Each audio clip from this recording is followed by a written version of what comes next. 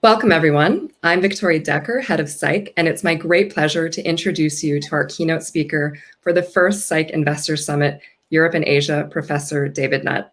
Professor Nutt is Director of Neuropsychopharmacology at Imperial College London and Head of Research of Awakn Life Sciences. Today, Professor Nutt will guide our audience through the exciting developments within the industry and the pioneering research across psychedelic medicine in Europe. Thank you for joining us, Professor Nutt. The floor is yours. Thank you. Well, it's a pleasure to be talking about this, particularly in relation to Europe, which, of course, was in many ways where the foundations of modern psychedelic research started. So, and that was in 1943, when in the Sandoz labs in Switzerland, this man, Albert Hofmann, was modifying ergot to make a longer-acting substance. He made LSD. And that changed the world because it really brought psychedelia into modern science. And in those days, the company, Sandoz, was very open-minded about the utility of this psychedelic. They made it available as tablets to about 1,000 researchers all over the world. And those researchers used it for 4 different purposes. They used it to model psychosis, as a way of trying to understand the brain nature of psychotic illness. They used it in self-experimentation studies by mental health professionals, largely to give psychiatrists an understanding of what it was like to be mad, so that they could have more empathy with their patients. But mostly it was used for therapy. And there were 2 forms of therapy, one called psychedelic psychotherapy, which was the American approach, which was giving a relatively high dose, say 100 micrograms or more of LSD, to induce quite a powerful trip from which people would gain insights and understanding of their disorders, and often after a single trip would be remedied. In Britain, we use what we call psycholytic psychotherapy, lower doses, say 20 micrograms, given each time the person was going into a psychotherapeutic session. And the idea there was you would basically liberate some of the repressed ideas and thoughts of the patient so that they could better engage with psychotherapy.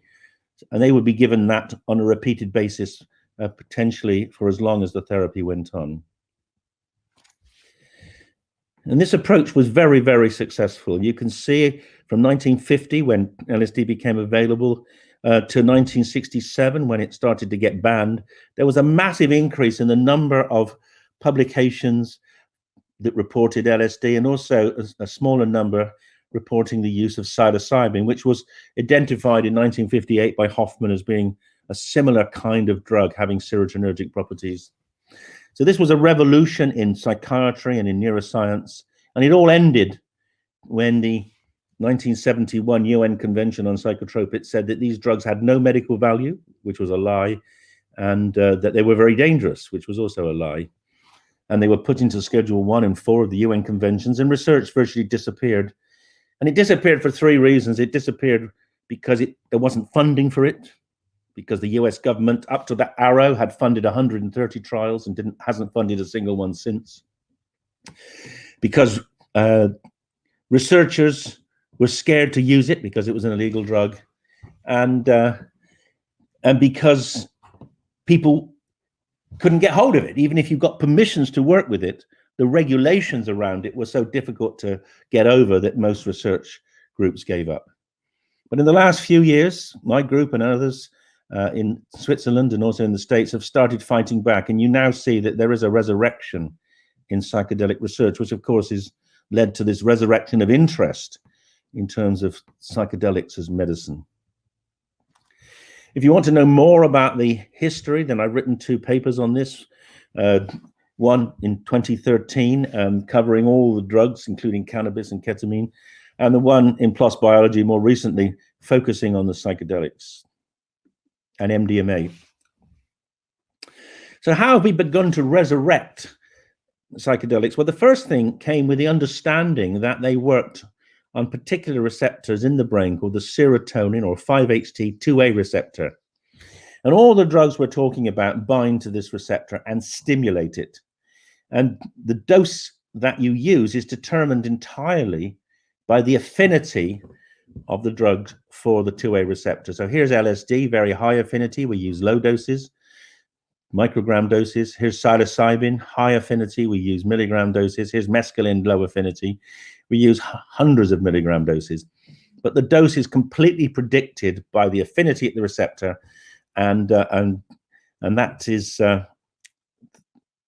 the first evidence that they work through this receptor. The second evidence is if we block that receptor, which we have drugs that can do that, then the drug effect disappears.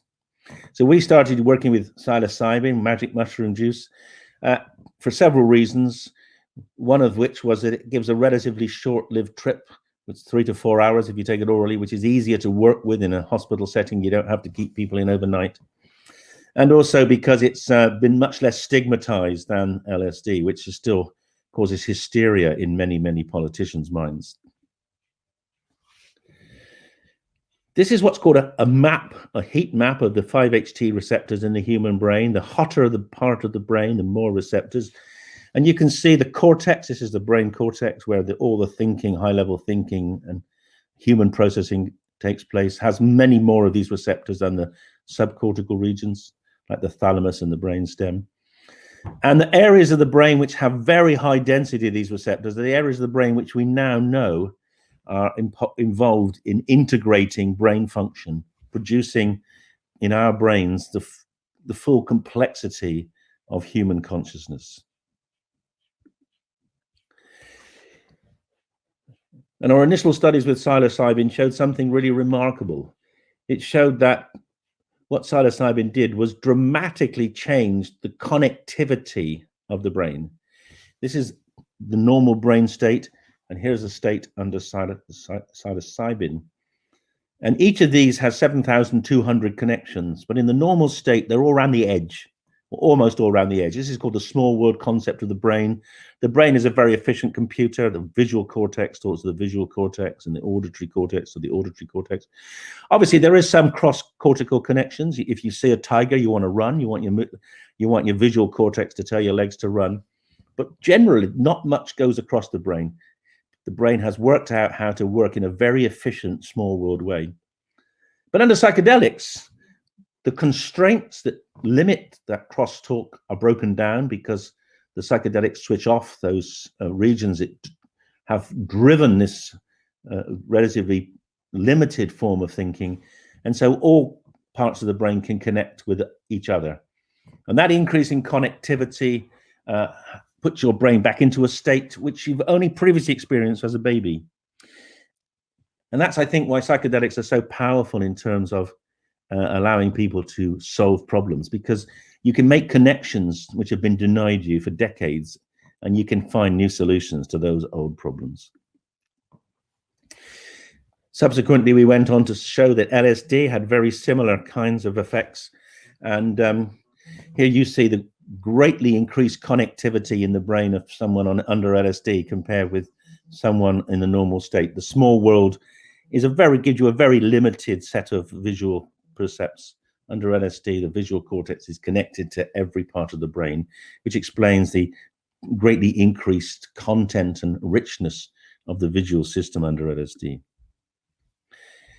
We also were able to use a different imaging technology called MEG, magnetoencephalography.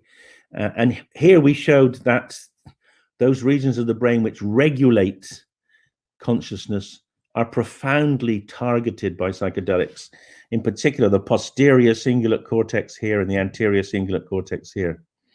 And these images show how the synchronicity of these brain regions is markedly down-regulated, is disrupted. Psychedelics produce a state of fragmented synchronicity in the brain. We call it entropy. And that fragmentation liberates the brain from the traditional ways of what it's doing and thinking. And here is a series of studies which I've been involved in, which give you kind of brain prints of different drugs. Over here, you have the 5-HT2A agonists, the psychedelics, and ketamine, which fragment brain activity. And on this side, you have the GABA drugs, which synchronize brain activity. And this synchronicity is associated with states of anesthesia or cataplexy, states where people get locked into brain processes which actually limit very much thinking. So these regimented brain circuits are not conducive to opening up the mind. This fragmented brain circuits are associated with very much an open mind and increase in new ideas and new perspectives. And based on that, I've come up with a simple view that there are at least two dimensions of consciousness: the normal dimension, which relates to arousal and attention and the laying down of the memories, which I hope you're all doing with a great deal of alacrity at present to try to remember what I'm saying. That's all driven by the transmitter glutamate. And glutamate is remarkable in its ability to parcellate information. You can lay down vast amounts of information in hugely specific ways because glutamate essentially makes neurons lay down memories. But the serotonergic system, under the particularly the 2A system in the psychedelic state, that produces a very different kind of consciousness. You still remember everything, but the meaning, the valence is very different. And psychedelics produce a state of integration as opposed to glutamatergic transmission, which produces parcellation. So these are two almost opposite forms of brain function. So having understood the nature of the psychedelic state, we then went on to work in the field of depression. And we did that for a number of reasons. One is it's the number one cause of disability in the Western world. About a third of patients don't really respond very well to treatments. And it's become very prevalent in young people now, particularly after COVID. So depression is the number one source of disability in the Western world. It's overtaken heart disease, it's overtaken cancer. Now, why did we move to depression? Well, we did it for two reasons. The first was that the brain imaging studies showed that this part of the brain here, called the subgenual cingulate cortex, is dampened down by psilocybin. And we knew from other research that almost all treatments for depression also dampen down this brain region. In fact, dampening that down seems to be a necessary requirement for recovering from depression, whether it's on SSRIs, on CBT, on sleep deprivation, ECT, even placebo. If you get better from depression on placebo, the activity in this brain region is downregulated. And so we thought, well, if you downregulate it with psilocybin, maybe psilocybin would be antidepressant. The other reason was because of the profound disruption that psilocybin produces to this network of the brain, which is called the default mode network. This anterior posterior cingulate network with these lateral parietal regions. This is the network which controls brain function, which is embedded your ego, where you do all your thinking about yourself. And this network disappears under psychedelics, which is why people get a sense of alteration in time and space and ego, because the network which constrains those feelings is disrupted. What's that got to do with depression? Well, about the same time as we were doing these discoveries with psilocybin, this group was showing that the default mode network was over-engaged in depression. More of the brain in depression is part of the default mode network than it is in normal controls. And this explains two things. It explains why depressed people have problems in concentration and attention, because so much more of their brain is engaged in these internal thoughts. They don't have as much free to think about external issues. But also, they show that the greater the connectivity of the default mode in depression, the greater the rumination. And rumination about negative thoughts, about mistakes and errors that people have made in the past, is a very common and critical aspect of depression. Depressed people have what we call an internalizing disorder. They think repeatedly about themselves, which distracts them from the rest of the world. And that repetitive thinking is driven by the default mode. And it's also actually the default mode over-engagement is driven by the subgenual cingulate. So we have a process that drives depression that we can disrupt with psychedelics. So we did the first treatment for depression in people with severe depression. They failed on multiple drugs. They'd all failed on CBT. An open label study, a single high dose, 25 milligrams of psilocybin, produced extremely powerful and profound improvements in mood. These people started off with a score of 34 on the Beck Depression Inventory, and half of them were in remission a week after the treatment. In fact, the majority of the effect occurred in the first day. So a single trip produced dramatic improvements in mood in people who'd failed on multiple other treatments. This is the most powerful single dose treatment of resistant depression in history. And some of them are still well now. About 20% are still well now. The majority slipped back because depression, particularly when it's been around for a long time, and many of these people were depressed for 20 years, depression kind of seeps into the structure of the brain, and it always tries to creep back. But at least we showed that psychedelics could have a profound and relatively long-lasting effect to reduce depression. Now, since then, there have been several controlled trials for depression and anxiety in end-of-life diagnosis published by the groups at New York University and Johns Hopkins universities. And a multi-center trial has started in Europe, being run by Compass Pathways. And that is not just a multi-center study, but it's also a dose-finding study. And that should report next year. And we hope that the high dose, the 25 milligram dose, the same dose as we used, will turn out to have positive effects in these patients, whereas the lower doses probably won't work.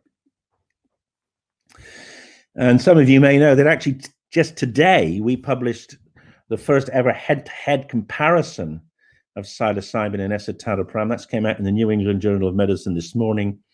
It's 2 25 milligram psilocybin sessions versus 6 weeks of the standard escitalopram dose. And what we found here was that psilocybin worked faster to reduce depressive symptoms. It worked faster to increase well-being compared with escitalopram. And this is the Beck Depression Inventory.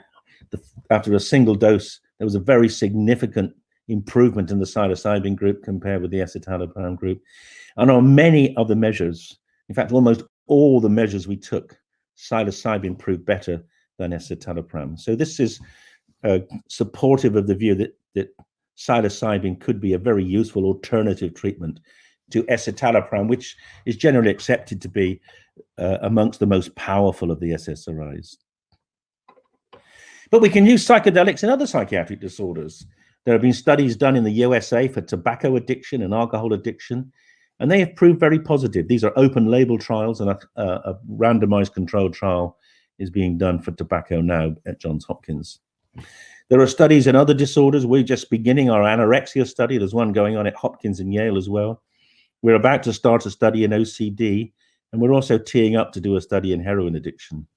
And you might say, well, what's anorexia and depression got to do with tobacco and alcohol addiction? And the answer is that they're all internalizing disorders. They're all disorders in which people get locked into a way of thinking that they don't want to be engaged in, that they want to escape from, but which they can't escape from. And that locked-in process is driven by the default mode network. And if we disrupt it, we can allow people to escape from their excessive thinking about food in the case of anorexia, or about alcohol in the case of alcoholism, etc.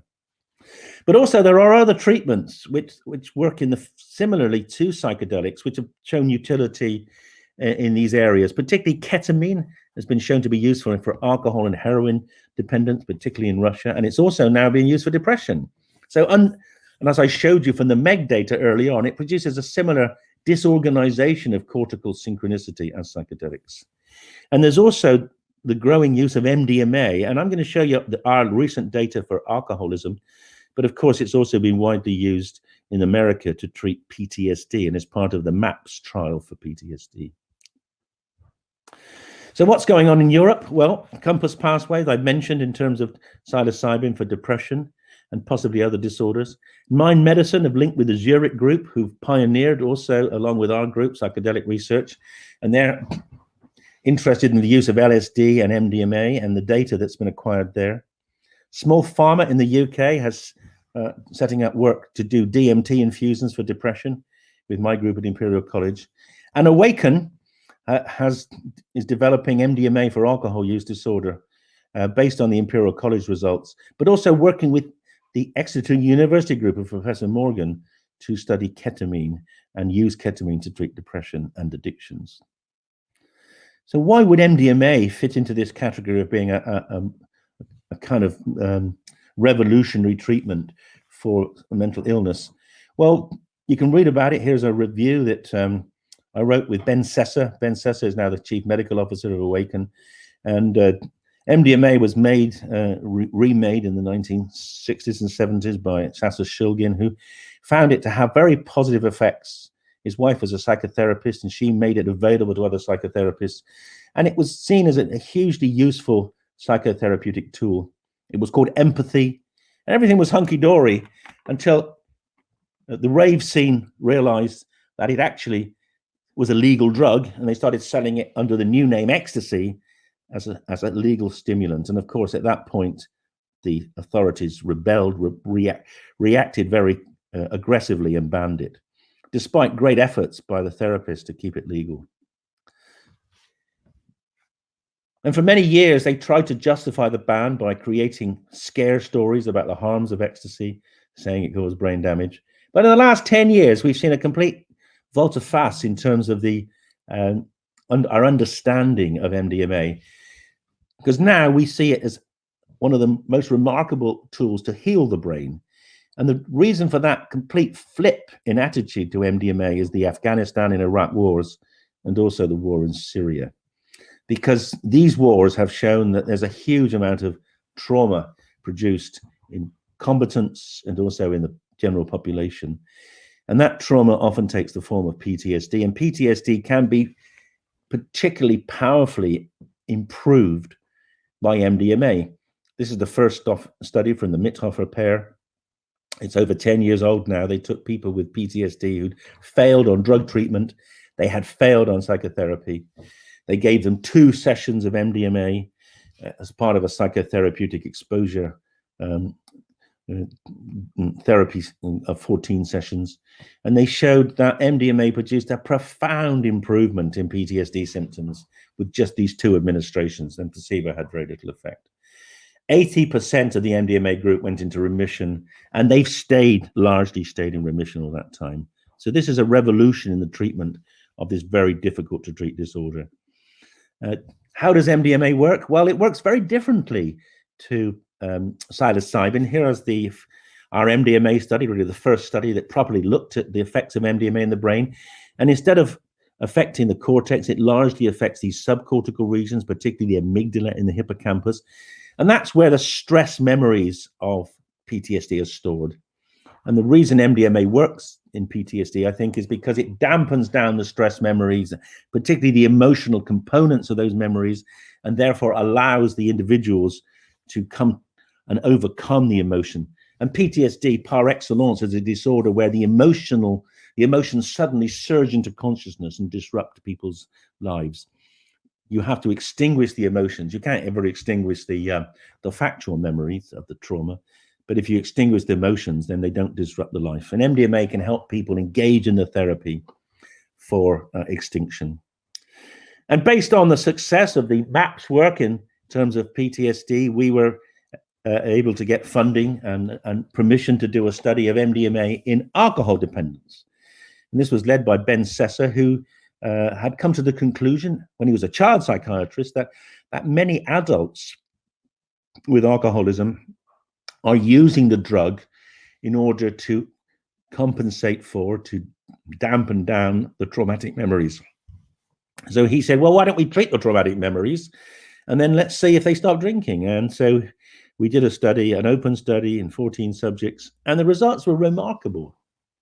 So here we have 2 groups. The first group, the blue group, is our standard output for our clinic. We're running a clinic to treat people who drink a lot. This is drinking consumption.